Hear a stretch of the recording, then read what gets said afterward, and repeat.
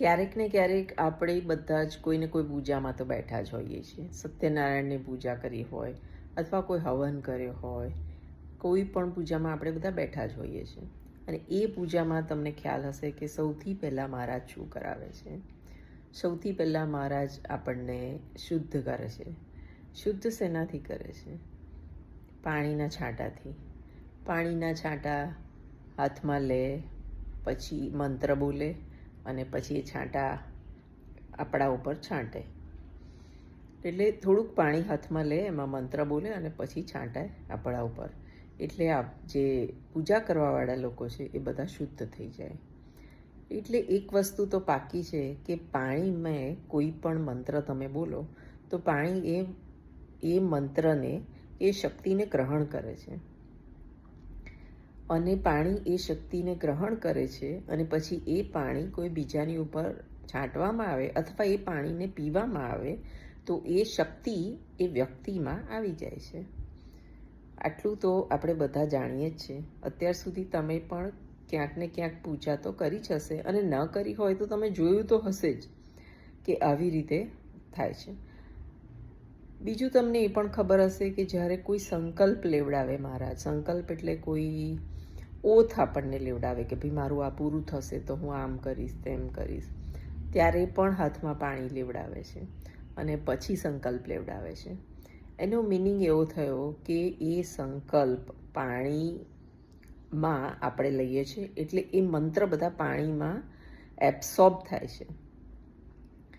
તો પાણીની એ તાકાત છે કે એ પોતાનામાં બધું જ ગ્રહણ કરી લે છે અને પછી એ પાણી આપણે પીએ છીએ એટલે બધી જ વસ્તુ આપણામાં આવે છે.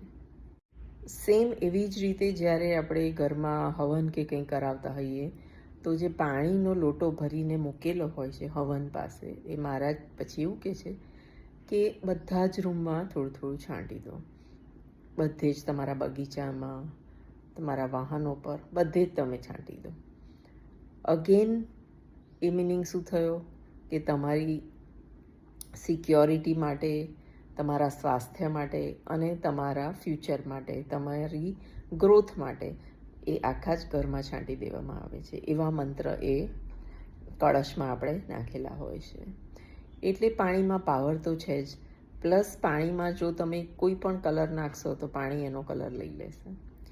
પાણીમાં તમે કોઈ પણ સપોઝ સોલ્ટ નાખશો તો પાણી સોલ્ટને લઈ લેશે.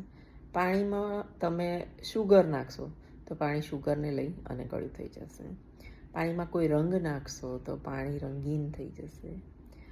તો આટલું બધું આપણે પાણી વિશે જાણીએ છીએ, પરંતુ પાણીને આપણે પોતે આખી લાઈફ અફર્મ કરતા નથી. એટલે પાણીમાં મંત્ર બોલીને એને ગ્રહણ કરતા નથી. મહારાજે કરાવે ત્યારે આપણે કરીએ છીએ, અને એવું આપણે વરસમાં કેટલું ઓછી વાર કરતા હોઈએ છીએ. અને એવું નથી કે કોઈ બ્રાહ્મણ કરાવે તો જ એ વસ્તુ પોસિબલ છે. આપણે જાતે પણ આ વસ્તુ કરી શકીએ. અને એટલે જ પાણીની તાકાત વિશે મારે તમને આ બધું કહેવું હતું, એટલે આગળ કીધું. તમે બધાએ એ પણ જોયું જ હશે કે ઋષિ મુનિઓ જ્યારે પણ તપ કરવા બેસે ત્યારે એમની પાસે બે વસ્તુ હોય.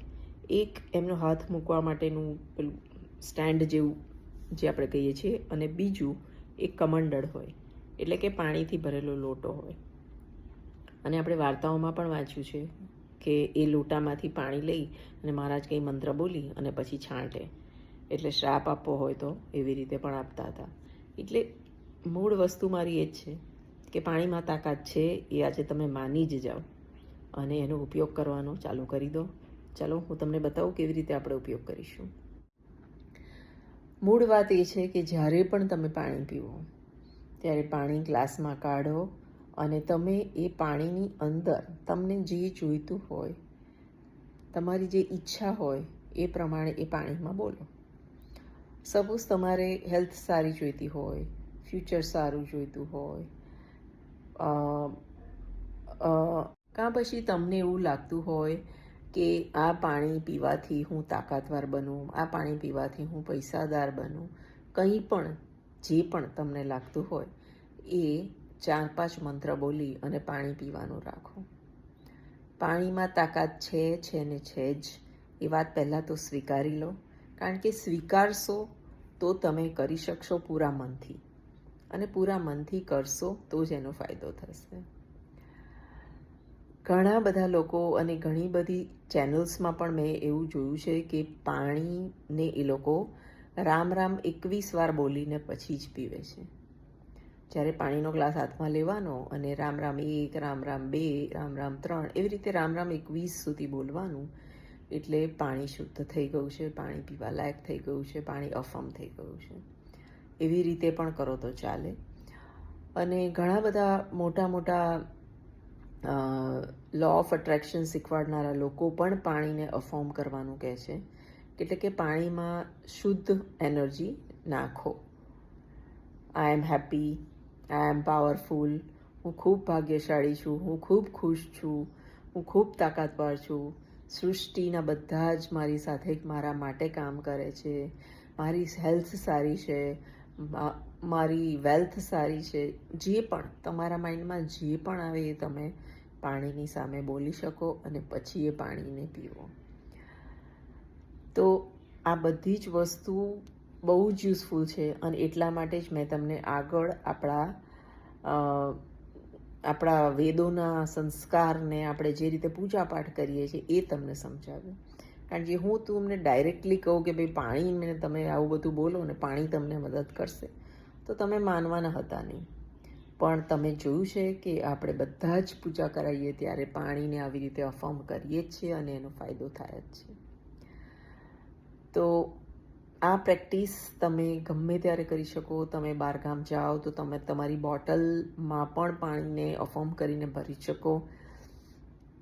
તમને કદાચ ખબર જ હશે કે ઘણા લોકો ફક્ત ને ફક્ત પોતાનું ઘરનું જ પાણી પીવે છે, અને એનું કારણ એક આ જ છે. કારણ કે પાણી તમે કોઈ પણ બીજાના ઘરનું પીવો તો એ ઘરના સંસ્કાર તમારામાં આવે છે, અને એ ઘરમાં જે ચાલતું હોય, જે વાતો થતી હોય, જે ઝઘડા થતા હોય, એ પાણીનું ભરેલું માટલું કે પાણી ભરેલો લોટો તો લઈ જ લેવાનું છે. એવું નથી કે તમે એની સામે જઈને બોલો તો જ એ સંસ્કાર પકડવાનું છે. પાણી સંસ્કાર પકડે છે, અને એટલે જ પાણીને શુદ્ધ કરવું જરૂરી છે. તો હવે જ્યારે પણ તમે પાણીની બોટલ ભરો, ચાહે તમે છોકરાઓને સ્કૂલ માટે આપતા હો, કે હસબન્ડને આપતા હો, કે કોઈ પણને પણ આપતા હો, કે પાણીનો ગ્લાસ તમે મહેમાનોને પણ કેમ ના આપતા હો, એમાં સારા સંસ્કાર ભરીને જ આપજો. ખૂબ જ ફાયદો થશે, અને આ એક ટેવ પડી જશે ને પછી તમારા મોઢામાંથી એમ જ નીકળી જશે, પાણીના અફર્મેશન્સ નીકળ્યા જ કરશે. તમારે જે કંઈ બોલવું હોય સારું સારું એ કંઈ પણ બોલી શકાય. એવું નથી કે હું જે 4 વાક્ય બોલી એ જ બોલાય. તમારે જે બોલવું હોય બોલાય, પણ એની તાકાતને સમજો અને આજથી જ અપનાવો. જો આ વિડીયોમાં તમને કંઈ પણ યુઝફુલ લાગ્યું હોય તો શેર કરો, ચેનલને સબસ્ક્રાઈબ કરો અને વિડીયોને એક લાઈક આપો. તો ફરી મળીશું એક નવી પ્રેક્ટિસ સાથે. ત્યાં સુધી આવજો.